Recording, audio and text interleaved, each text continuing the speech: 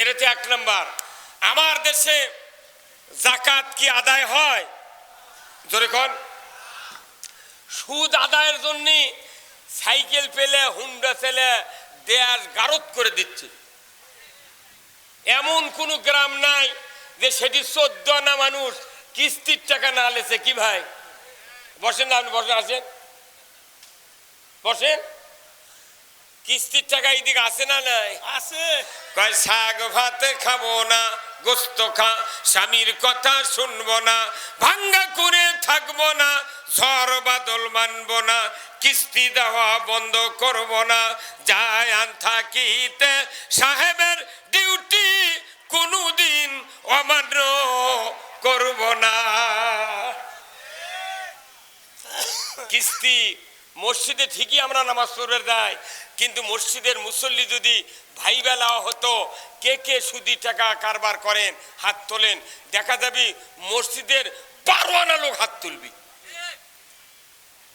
যারা সুদ খায়, এই সুদ দেয়, সুদ হারাম করেছেন কে? আল্লাহ। সেই সুদ বাংলাদেশে চলিচ্ছে।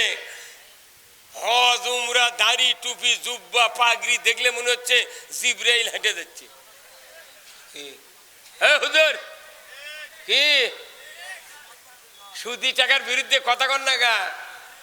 আল্লাহ কোরআনে বলছেন আহাল্লাল বাইয়া হাররামার রিবা, ব্যবসা হালাল সুদ হারাম কে করেছেন? আল্লাহ কোরআনে বলছেন ইয়া আইয়ুহাল্লাযিনা আমানু লা তাকুলুর রিবা, ঈমানদাররা সুদ খায় না। কার কথা? আচ্ছা বলুন তো ভাই, কেউ যদি ওযু করে বাই সারে ওযু থাকে? কথা জোরে কোয়া লাগবে। একটা মূর্খ মানুষ, একবারে মূর্খ মানুষ ওযু করছে, ওই মসজিদের ওযুখানাতে ওযু করে, ওখান থেকে ওযু করে আসে মসজিদে ঢুকতেছে।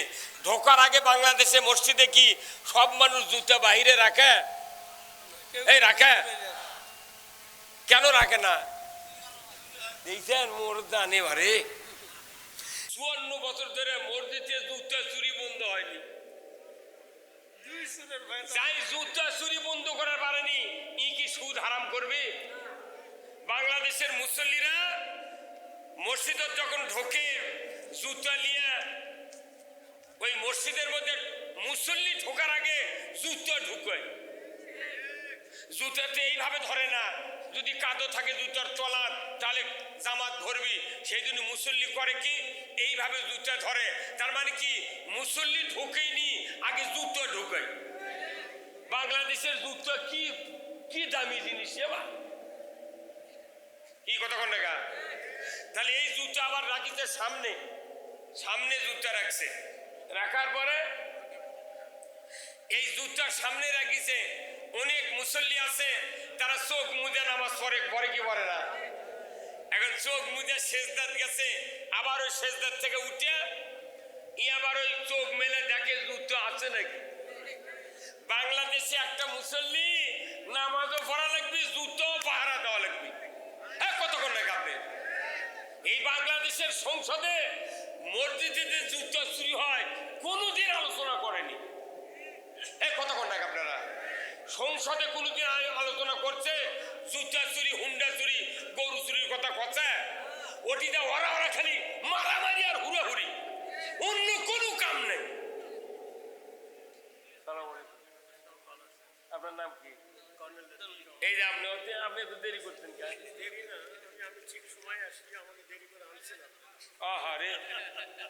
মানে এগুলো অতিথি পরিচয় না বলে বা কর্নেল, কর্নেল মানুষ, সেই কর্নেল ওলির সাতকারি বোধ আপনি। মার হাবা, মার হাবা, আলহামদুলিল্লাহ। আল্লাহ তাআলা ওনার হায়াত দারাজ করুক, বলুন আমিন। তাহলে আমি কি বলছিলাম?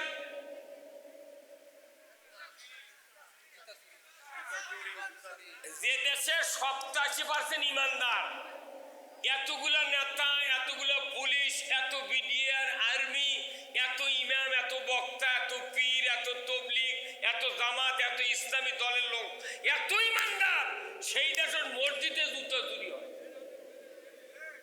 কি? তাহলে এই জুতো চুরি যে দেশত বন্ধ হয়নি, এই দেশের জীবনে সুদ বন্ধ করতে পারবে না। ভাইরা আমার,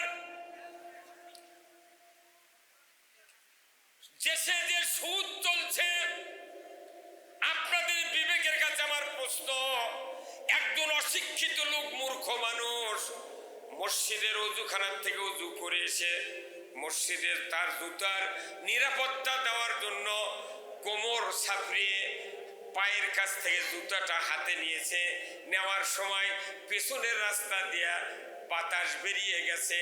এই অশিক্ষিত লোক জীবনে কি ওই অবস্থায় মসজিদে ঢুকবে না, আবার উজু করতে যাবে? ওই আবার উজু করবে যাবি না? ওই শুনবি ভাই আমার বাতাস বাড়াতে উজু করা লাগবে, শুনবি? ওই মূর্খ লোক জানে যে কাম হচ্ছে শব্দ হয়নি, গন্ধ বাড়ায়নি, অতএব আমি যে কাম করছি ওযু নাই। উনি আবার ঘুরে গেছে অজু জায়গা, যা যে লোকের কাছ থেকে উঠে আসছে ওই লোক বলতেছে ভাই তুমি না এক্ষুনি অজু করে গেলে, তোমার আবার ঘুরে আসার কারণ হচ্ছে সমস্যা। তাহলে একটা মূর্খ মানুষও জানে যে অজু করার পর বাই ছাড়লে অজু নষ্ট হয়ে থাকে না। তাহলে রোজা করে কেউ যদি দুপুরবেলা এক প্লেট ভাত খায় আর রোজা থাকবে? এই কথা কর। আপনি নামাজ শুরু করেছেন, সূরা ফাতিহা পড়া হয়ে গেছে, এর মধ্যে আপনার এক ছেলে বলতেছে আব্বা পশ্চিম পাড়ার রায়হান আমাকে একটা গরু খরচ দিচ্ছে। তখন যদি আপনি নামাজের ভেতর থেকে কন বাবা রায়হানকে একটু দাঁড়াবের ক, আমি নামাজ পড়ে বাড়াচ্ছি, এই নামাজ থাকবে? সার নামাজ থাকবে? তাহলে আপনি নামাজ ভঙ্গের কারণ জানলেন, রোজা ভঙ্গের কারণ জানলেন, অজু ভঙ্গের কারণ জানলেন। ইমান যে ভাঙ্গে গেছে কবে? নাগর নদী, আত্রাই নদী দিয়ে সিংড়ে চলে গেছে ইমান, উনি এখনো টুই মার দিয়ে ঘুরতেইছে।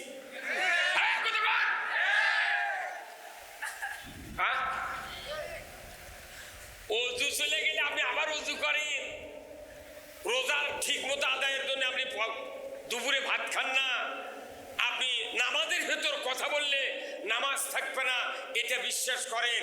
কিন্তু সুদের অর্থ, সুদ লেওয়া দেওয়া করলে যে ইমান থাকে না, এটা বাংলাদেশের সরকারগুলি যদি না বুঝতে, জনগণ বুঝতে পারবে না।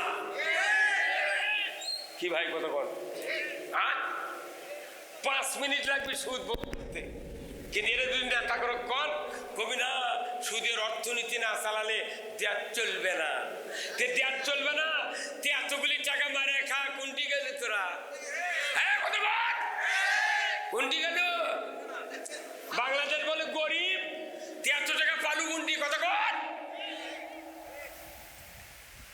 বাংলাদেশে যদি প্রতি বছর 1000 কোটি টাকা যদি আদায় করা হয় যাকাত সরকারের মাধ্যমে, তাহলে 1 লক্ষ গরিব মানুষও 1 লক্ষ করে টাকা দেওয়া যাবে। 20 বছর যাকাত আদায় করলে বাংলাদেশে ভিক্ষা করার মতো লোক থাকবে না। অথচ টাকা মারা খাওয়ার জন্য খালি করছে গরিব মানুষ, দেশ চলে কি দিয়ে? কতক্ষণ দেশ চলে না কেন? কোটি কোটি টাকা মানুষের বাড়ির থেকে সরকারের তহবিলে যায়, কিন্তু সুষ্ঠু বন্টন নাই, হিসাব নাই। মুত্তাকি লোক শাসন ক্ষমতায় না থাকার কারণে আজকে দেশে অন্যায়গুলি হওয়ার কারণে মানুষের ভাগ্যের পরিবর্তন হয় না। তাহলে সুদ হারাম করতে গেলে 20 বছর লাগবে না, একবার সংসদ 5 বছর সুদ হারাম হবে, যাকাত আদায় হবে, ফেতরা আদায় হবে, চামড়ার টাকা আদায় হবে, ওসর আদায় হবে। আমার দেশে একজনও দুঃখী বাঙালি গরিব থাকবে না। অথচ আল্লাহ কোরআনে বলছেন আকিমুস সালাত ওয়া আতুজ যাকাত। জোরে বলুন ঠিক কিনা? যাকাত চালু করো, নামাজ কায়েম করো।